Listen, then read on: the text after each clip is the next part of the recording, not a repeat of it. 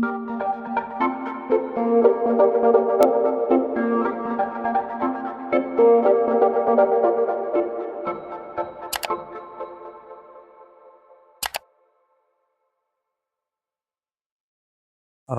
umaga mga kapwa ko maghalaman. Nandito ulit tayo ngayon sa farm natin dito sa Quezon Province, dito sa Chaong. So sa mga susunod natin na vlog, ipipicture ulit natin yung farm natin doon sa Kabinti, in the Big Leaf Farm. Matagal lang tayo hindi nakapunta doon kasi marami tayong ginagawa. Kaya baka naman makakapunta na ulit tayo doon. So magbibigay na lang kami ng update din tungkol doon sa mga tanim namin doon. At para na rin mapakita natin yung progress natin dun sa ating farm na yun. So sa ngayon, dito muna tayo sa aking mini farm dito sa Quezon Province para pakita rin yung mga tanim dito. Yun, yung mga nasa likod ko. Yun yung mga tanim natin na mustasa doon sa ating plant box. So napakita ko sa inyo. So ito mga ka-farmer, yung ating plant box. Yan.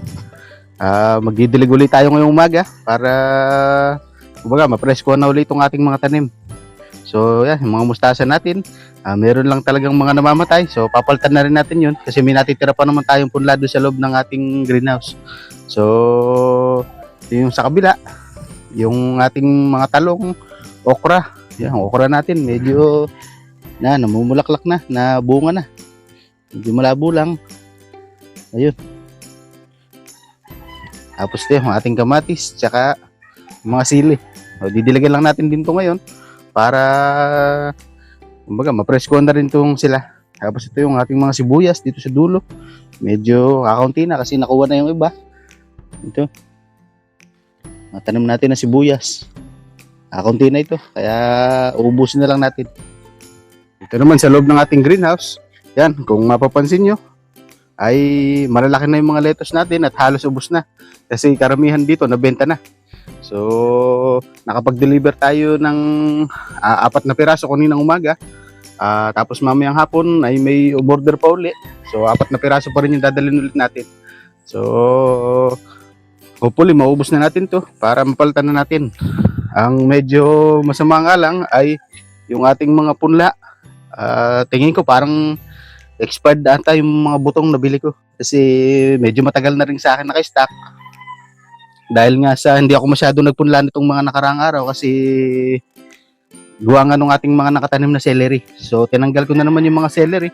Kaya purong lettuce na uli yung mga nakatanim natin dito. So ito, mga punla ito na mustasa. Ito yung papalit natin mamaya doon sa mga nangamatay. So kukunin natin ito mamaya at magpupunla na ulit tayo ng bago. So ito rin yung mga nakatanim natin. Yung dating taniman nito ng celery. Pinalitan ko na uli ng lettuce. Kasi talagang mas mabenta ang ating mga lettuce ngayon.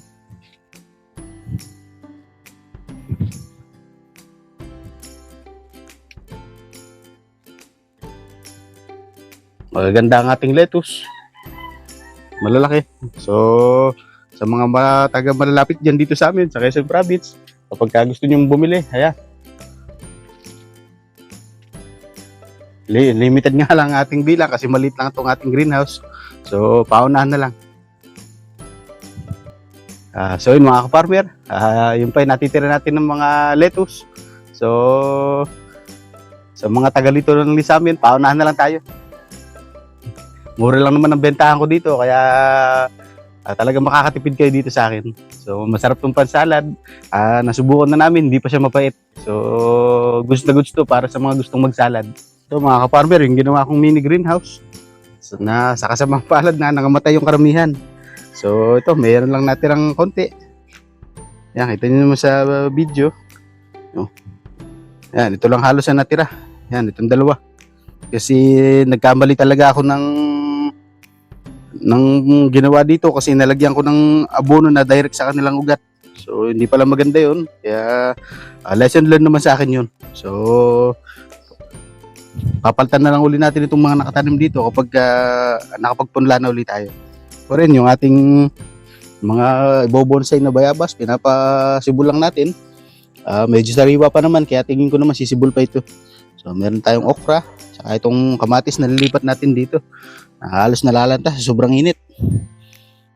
So yun, yung mga nandito sa paligid niya, ay mga mustasa. Ito, tatanggalin lang natin tong mga damo. Mabibilis lumago itong ganito, kaya dapat talaga pag kinukuha sila, kasama ang ugat. Kaya ito, yan, ang ating mga mustasa. Didiligan ulit natin para makalaki-laki sila dito. Tapos ito yung ating opuntia pad para sa ating tortoise. Tapos mamaya, itong parting to, tatanggalin natin tong mga kalabasa kasi matanda na rin naman ng puno. Kaya tatanggalin na natin. Papalitan na rin natin yan ng mustasa para isang diretso yung mustasa natin dito. Tapos ito yung ating mga sili na pinruning nung nakaraan, mga pinutol natin. Ayan, kung makikita nyo, umubunga na ulit. Kumbaga, totoo yung sinasabi sa mga na-research ko na ang sili, kapag tumanda ang puno, pwedeng putulin lang muna uli para magkaroon sila ng panibagong mga dahon, tapos bumunga ulit. Mukhang tunay naman kasi yan ang patunay. May mga bulaklak na uli siya, bubunga na ulit.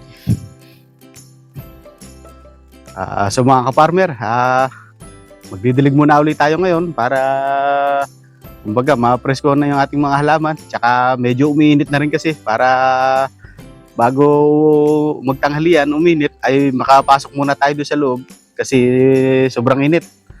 Babalik na lang tayo ulit mamayang hapon para magdilig ulit tsaka maglipat tayo ng mga mustasa. So samahan niyo ako.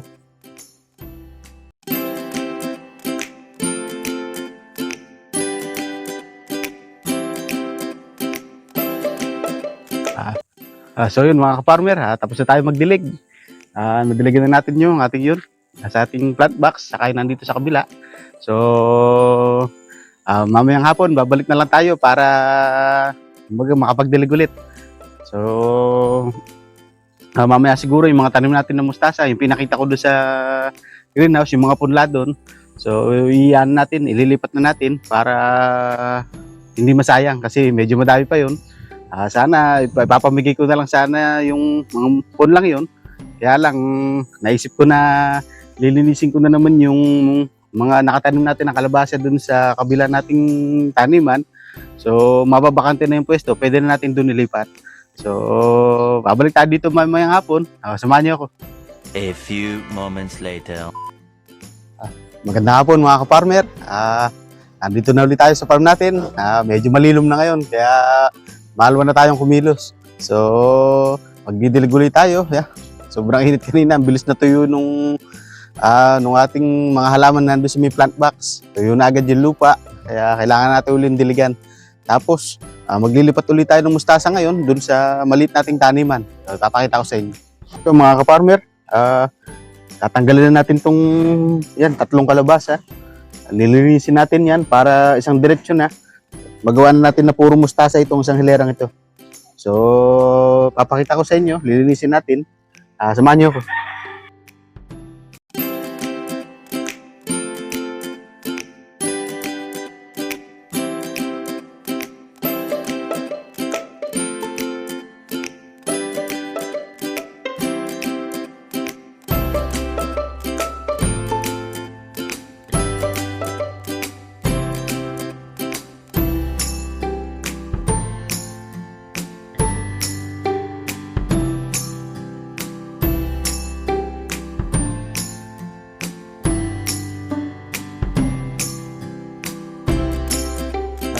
So yun mga ka-farmer, paglipat na tayo ng ating mga mustasa. Ito yung mga unang nalipat. Tapos ito yung ginawa ko kanina. Tinanggal ko na yung kalabasa na 3 puno dyan kasi hindi naman tumutuloy. Saka matanda na rin ang puno. Pinalitan ko na lang ng mga mustasa. So sa ngayon, magdidilig naman tayo.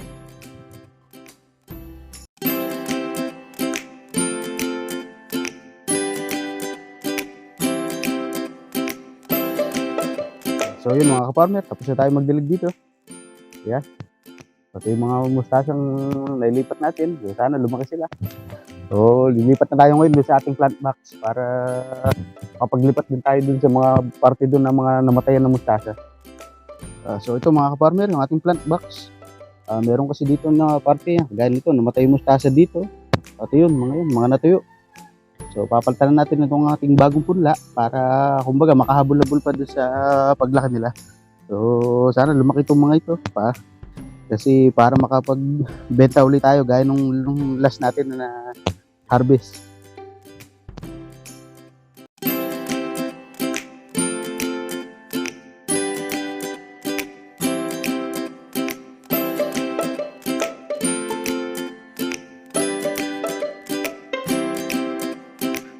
So yun mga ka-farmer, nakapaglipat na tayo ng ating mga mustasa natin. Kumbaga, pinuno na uli natin yung ating plant box para kumbaga, walang gap. Kumbaga, yung mga namatay na mustasa natin, pinalitan na. So maganda na uli tignan. So ipapakita ko sa inyo, bago tayo magdilig, gusto ko muna ipakita kasi medyo binuhogag ko yung lupa para kumbaga yung airflow ay makapasok, kumbaga makaabot doon sa kanilang ugat kasi napupuna ko lang na kapag dinidilagan natin, yung surface niya sa ibabaw nagiging flat. So nasasaraduhan yung daloy ng hangin. Kaya yung halaman natin di makalaki. So binungkal ko sila ngayon para kumbaga makahinga sila. So ipapakita ko sa inyo. So ito mga ka-farmer, yan. Makikita nyo, halos puno na ulit yung mustasa natin. Pinalitan na natin nung mga punla natin. Saka binungkal ko na para yung hangin nga makapasok sa ilalim. So ngayon, magdidilig muna tayo para kumbaga ma-preskohan na sila, makapasok tayo sa loob.